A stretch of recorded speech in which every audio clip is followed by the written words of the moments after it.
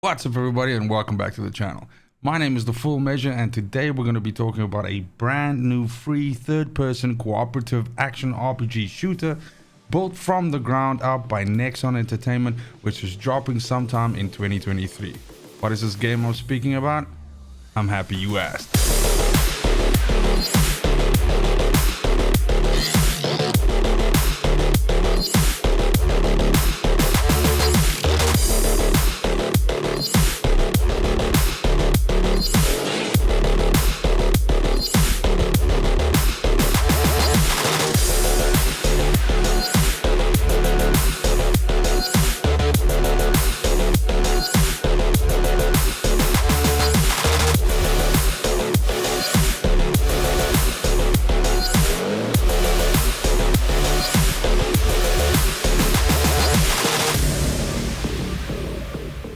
Certainly one of the first things we can compliment the game on is its gorgeous visuals. Originally developed in Unreal Tech 4, the studio eventually decided to go to Tech 5 with all of the latest bells and whistles that is afforded by that engine, and therefore we have this finished product, which is essentially a 4-player co-op or up to 4-player co-op game focused around moving through maps with large amounts of smaller enemies and massive bosses that you take together. There's a lot of verticality in the game with the use of grappling hooks and traversing the map in certain ways. Of course, with very big bosses that you fight, there's also different avenues of attack, hitting them from below and hitting from the side. And overall, one of the most impressive things, at least available in the footage that we've seen of this game so far, is exactly just how vertical and how big and busy these fights can get. Now, the First Descendant is dropping on pretty much every single platform you can imagine, ranging from PC, PS4, PS5, Xbox One, Series X and S. And even though we still only have a coming soon placeholder for a release date dropping somewhere in 2023, there is, however, a PC exclusive beta coming later this month. I believe running from the 20th of October until the 26th of October. Now, if you want to sign up for this beta, you can do so in the link below that I have in the description of this video. It links to the order page on Steam, and basically there you can click a link which you follow through to actually try and secure yourself a beta slot for this PC beta. Even though we have some glorious trailers available for this game already, some of that footage running in the background right now, there's a lot about this title that we don't know yet, but most recently at the Tokyo Game Show, the developer actually sat down and answered some questions, just kind of like sort of addressing some of the general concerns that players as well as people lovers of the looter shooter genre in general generally have with games of this type, as well as addressing some of the things as to, you know, what makes the First Descendant different to any other looter shooters of any other kind. One of the core tenets, according to the developer for this title, is a stable service and experience for all customers, all players of this game worldwide, with constant updates and fixes where necessary. Since this is a free-to-play title, I think this is probably going to end up being a live service-esque release with, let's say for example, a campaign shipping with the game at launch and some encounters, bosses and side content that you can do, and then more things added either in a seasonal or a quarterly or a yearly model later on, which will possibly cost a little bit of additional money to access or needing you to do some things to access this content in some way or form. This is a free-to-play game, so they're going to be monetizing this somehow, whether that be cosmetics or, and unfortunately I have to mention this, Nexon themselves are somehow sort of famous for having a little bit, or some would say a lot of bit, paid to win kind of situations in their games, and that is of course a point of concern. I believe they were sort of pressured by various outlets as to how predatory this monetization would be, and one of the things that they mentioned is that they're very much trying to keep that in line with what you see of other games of this ilk. Now, again, reading between the lines there, I'm not sure exactly what that means, because if we were to compare this to something like Destiny, for example, Destiny of course is not a free-to-play game, but does also have things that you can purchase with real money.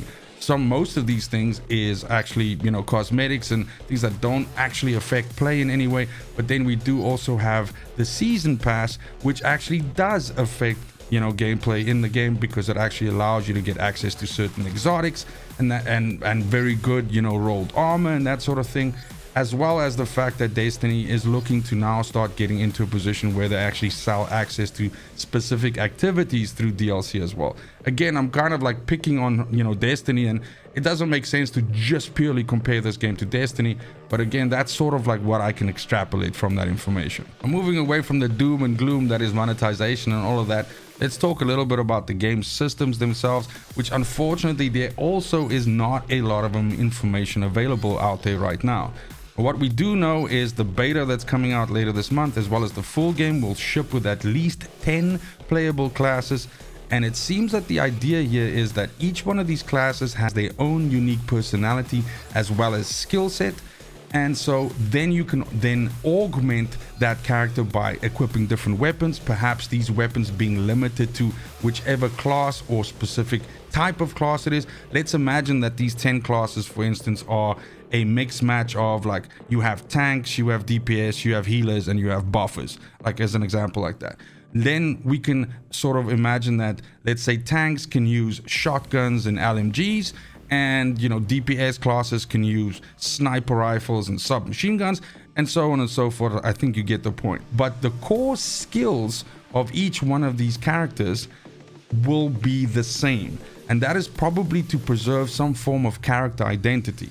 Now, what has also been revealed by the developer is, while these skills are fixed, there will be a rune system in the game which you'll be able to use to augment these skills, and each character, probably based on how far you've leveled them up or how far you've progressed in the story or something like that, will have a certain amount of runes available. So there will be some choice in what you actually affect and what you change on your character class.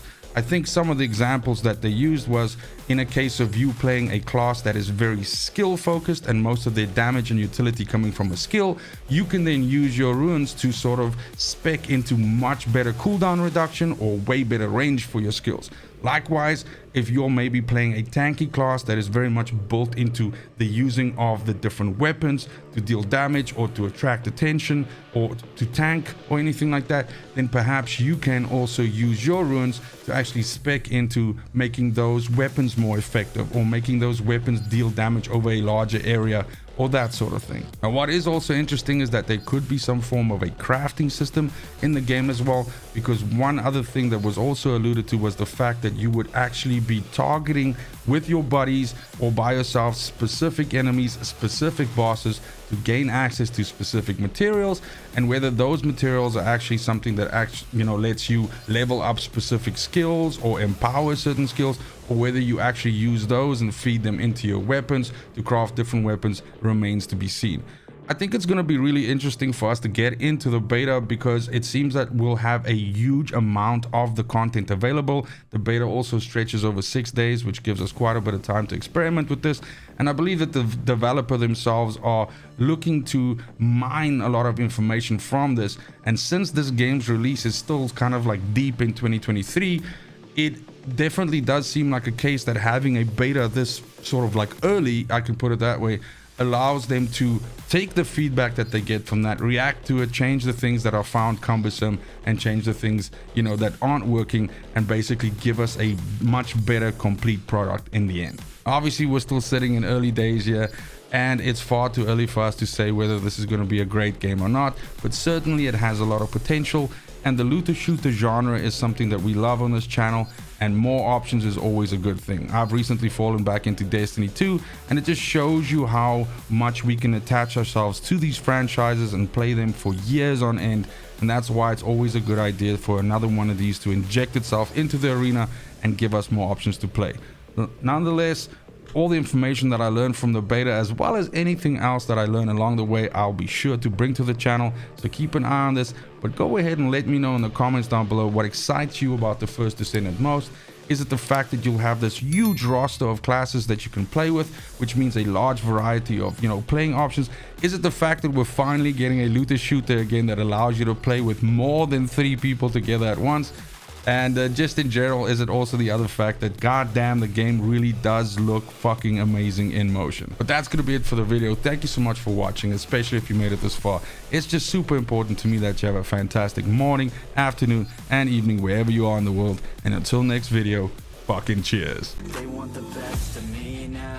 best of me now, best of me now, best of me. They want the best of me now, best of me now, best of me now, best of me.